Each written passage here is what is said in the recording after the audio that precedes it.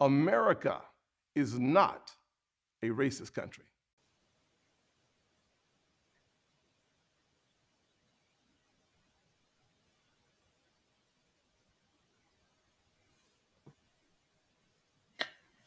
Ladies and gentlemen, in America, they wrote their racism into their deeds, specifying who they did not want to be able to buy homes in their neighborhoods. But see, a lot has changed since they put those clauses in deeds. Number one, the people that did these things are not reproducing. And many of the communities around the country are changing. See, if you can't keep your birth rate up, that means many areas all around you demographically will change. So now these homeowners, with the clause that they've been living in these homes for years and years and years with that clause there, they were content. Now, oh, we need to be able to remove that. Oh, really? Hmm. Well, ladies and gentlemen, there is a new law in Illinois, and it's joining other states in removing racial restrictive covenants. Like, don't let them inwards move in my neighborhood. They can't buy a home here, that kind of stuff. And barred people from certain races from buying homes. Well, I guess if you're not growing as a group, you may have to reconsider that. So, a new law in Illinois allows homeowners to change their housing deeds to remove racist clauses that were used to bar people of certain races and religious groups from buying homes or living in a particular neighborhood. The clauses, which are known as racial restrictive covenants, were outlawed under the Fair Housing Act in 1968. But they remain buried in an unknown number of property documents across the United States, relics of a broader effort by the real estate industry, federal housing authority, and individual homeowners to prevent integration. And you see how the federal government was fine with them putting those clauses in there to keep, really, it's really for us, y'all. At the end of the day, it's for us more than anyone else. They don't want black people in their neighborhood. And you see how this government allowed that to be in deeds and did not do anything about it. And how many of these houses at the time when those clauses were in deeds were getting an FHA loan? Hmm.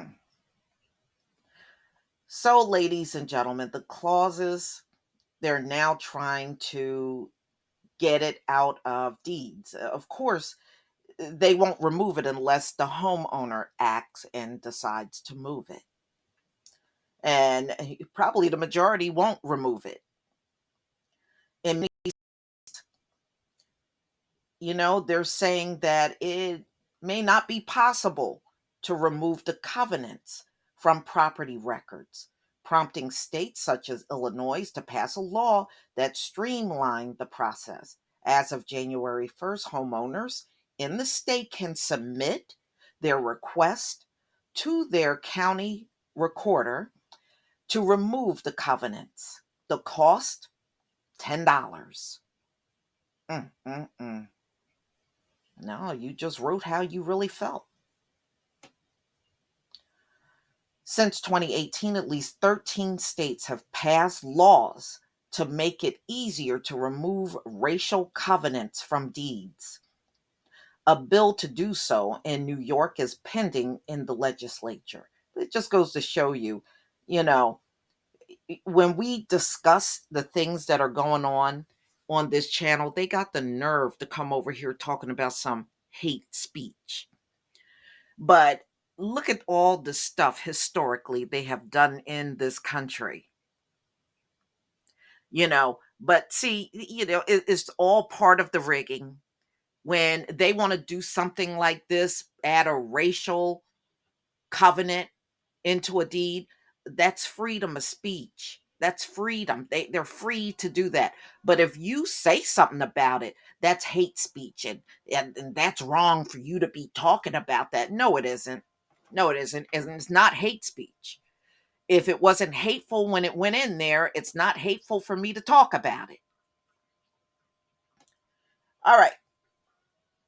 One of the first people to request a modification in Illinois was Nicole Sullivan, who had been trying to change her deed since 2011 when she bought a house in Lake County in the northeastern corner of the state. Miss Sullivan, a homeowners association, had sent her a copy of the deed dated back March 2029 to explain why she could not create a fence off area for her dog on the property. She was intrigued by the document, then alarmed that she found a clause stipulating that the house could never be sold or occupied by any person or persons of African or Negro, Japanese, Chinese, Jewish, or Hebrew races. You hear that? Hebrew races.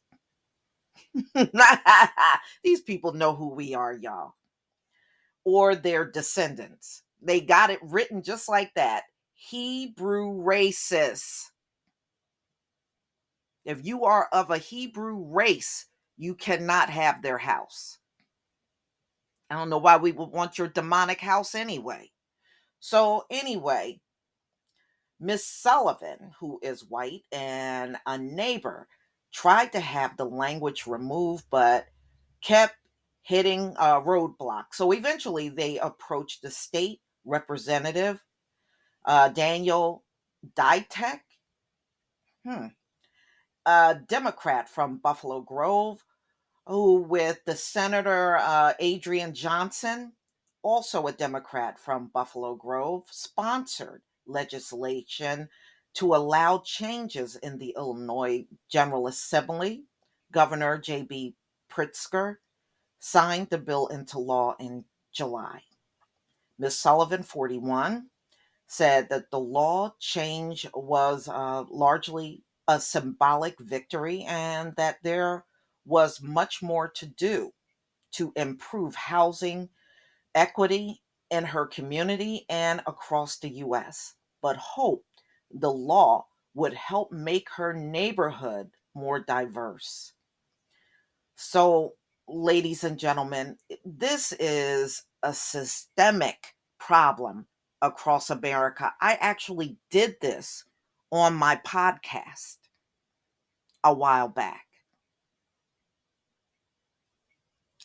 So, we're stopping this cycle and recycling the language back into our community. So, no longer will new community members interested in putting up a fence have to read about how their ancestors would not have allowed it to be there? Yeah, along with people they saw less than.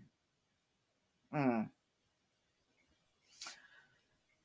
Okay, so let's move on. It's difficult to know how many properties documents in the United States use racial covenant. Trust me, probably the majority of the country. And that's the truth.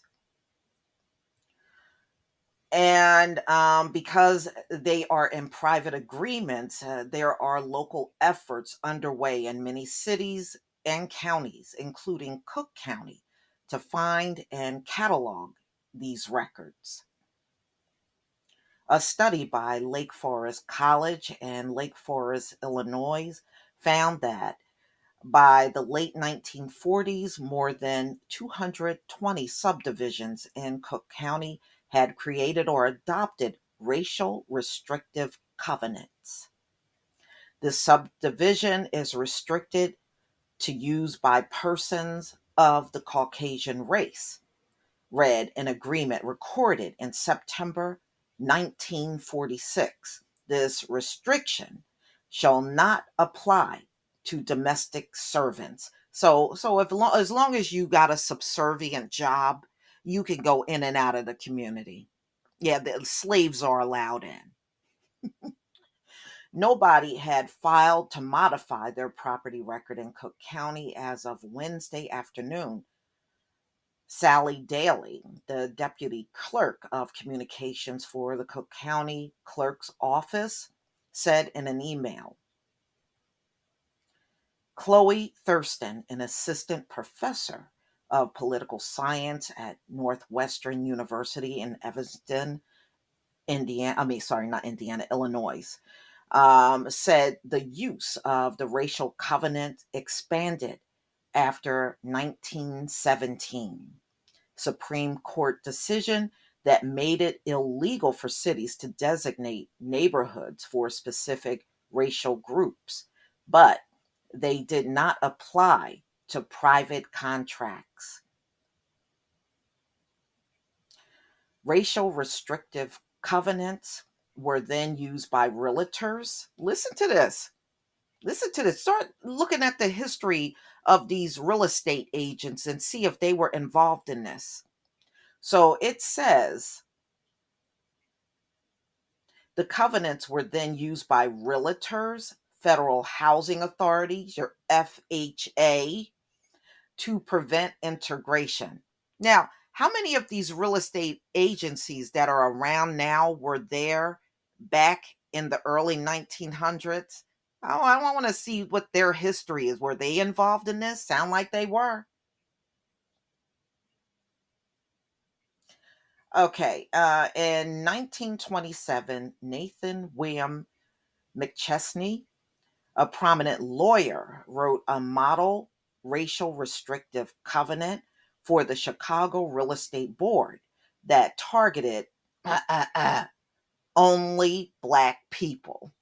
I told you they're more concerned with us than anyone else. The Federal Housing Administration also recommended that racial restrictive covenants be included in homes that it insured. Mm-mm-mm. In 1948, the Supreme Court made existing racial restrictive covenants unenforceable, but the ruling, Shelley versus Kramer, did not entirely stop them from being used. 20 years later, the Fair Housing Act made new covenants illegal. Professor Thurston, who is the author of At the Boundaries of Home Ownership, Credit, Discrimination, and the American State, said it was worth asking whether the energy directed at changing laws to remove these unenforceable covenants came at the expense of tackling more urgent issues of housing equity. Okay, so racial restrictive covenants and other forms of housing discrimination, such as redlining, um, this was really aimed towards Black families, and as a result, their ability to pass down wealth to later generations. Professor Thurston said yes. And they still do it through, appraisals. That's how they keep this going. They'll send a white appraisal out to a Black homeowner, and they'll just come out and automatically devalue your home. So you get no equity, you can't pass anything down. And they're doing, so don't tell me this is no longer this and no longer that, and you got your appraisers out here doing it. No, you just found another way to do it. That's all. There is no longer a legacy of other restrictive processes. No, there is. As long as you got your appraisers going out here doing that, you did not take care of the problem. You got to take care of it on all levels. If you don't do that, then you're really not concerned about the problem. All right. There is no longer a legacy of other restrictive processes, she added, that is not going to be addressed by simply removing language from a deed that most people don't think about or see. So, y'all, mm-mm-mm. It just seems like the more we go into the future, the more dirt we find out. And, you got to clean this up because your ancestors were that bad, not good people. I know y'all like to use that. Oh, it's good people. No, these aren't good people. These are not good people. And that's why you're trying to erase that legacy. CRT, you don't want it out there. Not good people. So, y'all, please tell me what you think about this story. What a disgrace. Please leave your comment and subscribe. Don't forget to hit on the notification bell, and I'll see you on the next video. Peace, family.